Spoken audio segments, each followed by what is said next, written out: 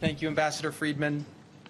You've really done a great job today, and you've done a great job as an ambassador, but today's really been spectacular. So thank you very much.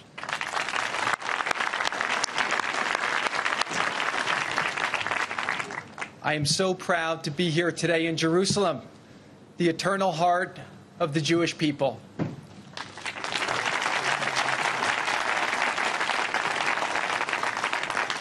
And I am especially honored to be here today as a representative of the 45th President of the United States, Donald J. Trump.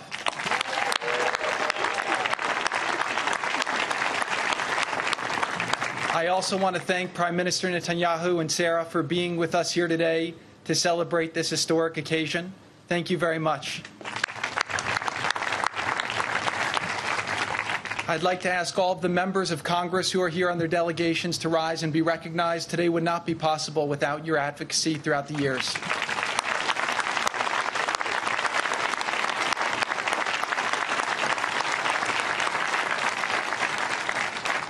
Thank you, Deputy Secretary Sullivan, for leading our delegation, Secretary Mnuchin for your leadership and for your friendship, and of course, Ivanka, thank you for all of the great work you do to help so many people in our country and throughout the world, including me. So I love you.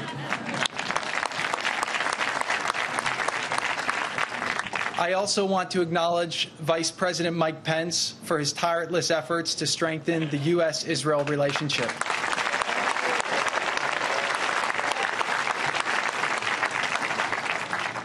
In December of last year, President Trump announced to the world that the United States would finally recognize the truth, that Jerusalem is the capital of Israel.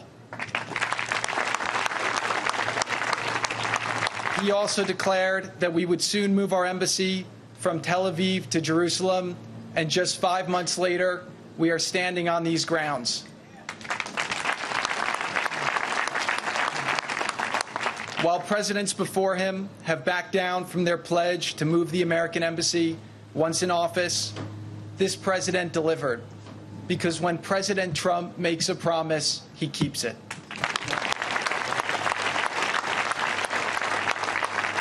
But today also demonstrates American leadership.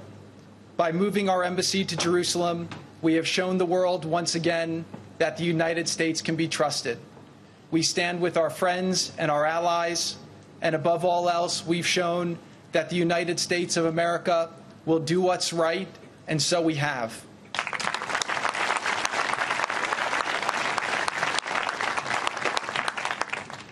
Israel's a sovereign nation with the right to determine its own capital, the same right that is enjoyed by every other country in the world.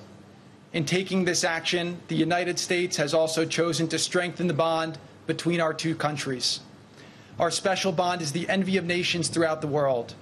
This bond is forged through shared history, sustained through shared interests, and immortalized through shared principles.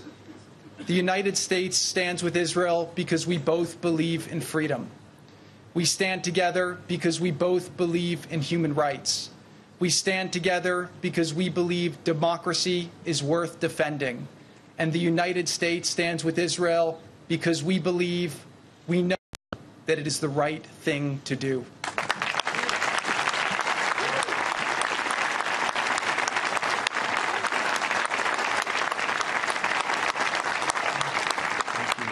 When we stand together for the principles and the values we share, we shine a light of justice unto the world.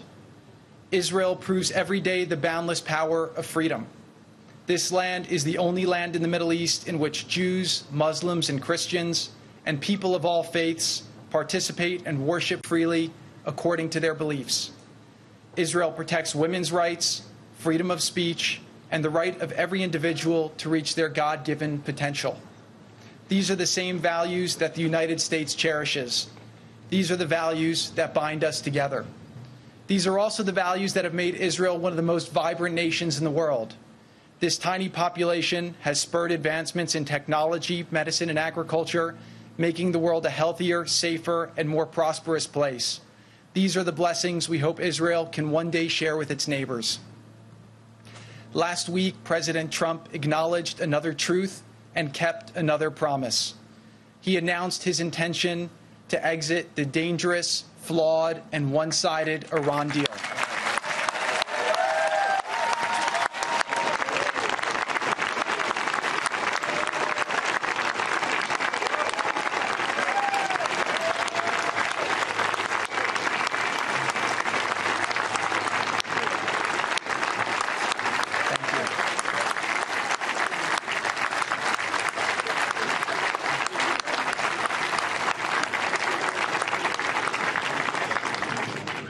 Iran's aggression threatens the many peace-loving citizens throughout the region and the entire world.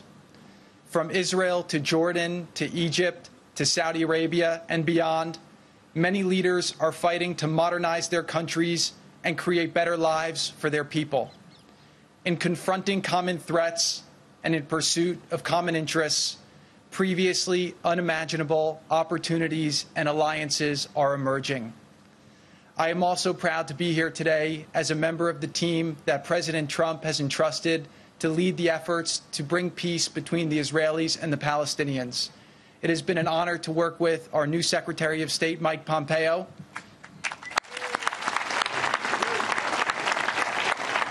National Security Advisor John Bolton,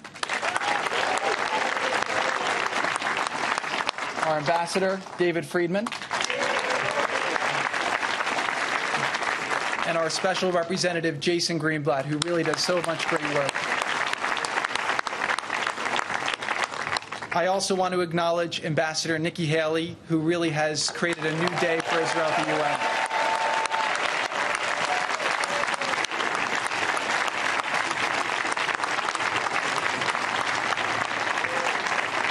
UN. On December 6th, President Trump was very clear that his decision and today's celebration do not reflect a departure from our strong commitment to lasting peace, a peace that overcomes the conflicts of the past in order to give our children a brighter and more boundless future. As we have seen from the protests of the last month and even today, those provoking violence are part of the problem and not part of the solution.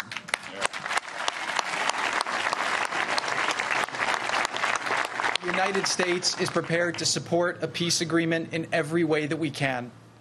We believe that it is possible for both sides to gain more than they give so that all people can live in peace, safe from danger, free from fear, and able to pursue their dreams.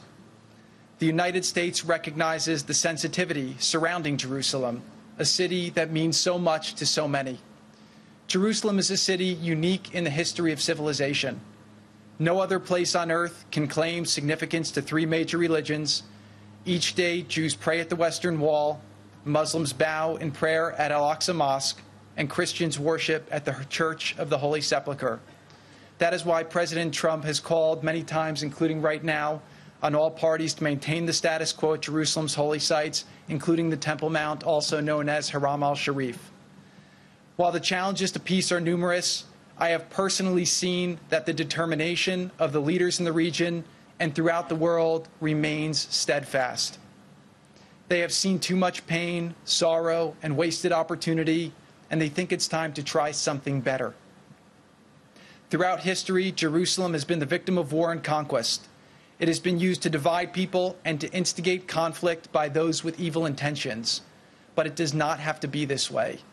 Jerusalem must remain a city that brings people of all faiths together, to visit, to worship, to respect each other, and to appreciate the majesty of history and the glory of God's creation. Israel has been a responsible custodian of Jerusalem and has kept these religious sites open to all. In fact, immediately after the 1967 war, one of the first acts of the Knesset was to adopt the Protection of Holy Places law, ensuring access to places of worship to members of all religions. Funds were immediately allocated to repair any damage to the churches, mosques, and synagogues that suffered through war, conflict, and neglect. As Israel turns 70, the search for a lasting peace turns over a new leaf, one of realism and of not being afraid to stand strongly with our allies for what is good, for what is right, and for what is true. Thank you.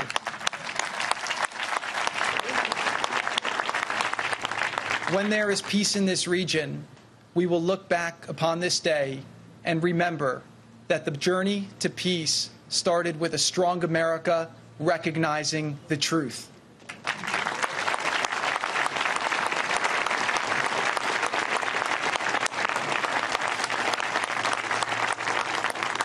The pursuit of peace is the noblest pursuit of humankind. I believe peace is within reach if we dare to believe that the future can be different from the past, that we are not condemned to relive history, and that the way things were is not how they must forever be. It will not be an easy road, and it will be filled with difficult moments and tough decisions, but if we dream big, if we lead with courage, we can change the trajectory for millions from hopeless to boundless.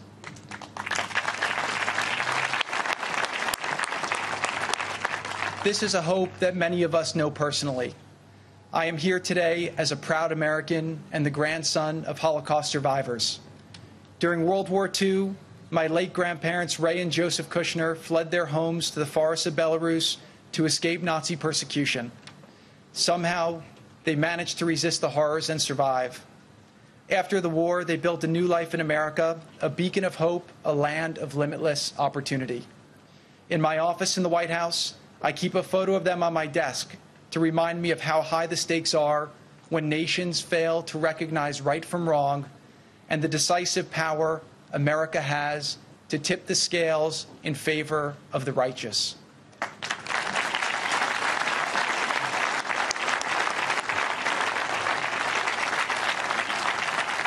Today, we take another historic step in that direction. I am confident that as a result, our nations will be stronger, our peoples more prosperous, and our futures filled with even greater promise for peace. May God bless you. May God bless Israel. May God bless the United States of America.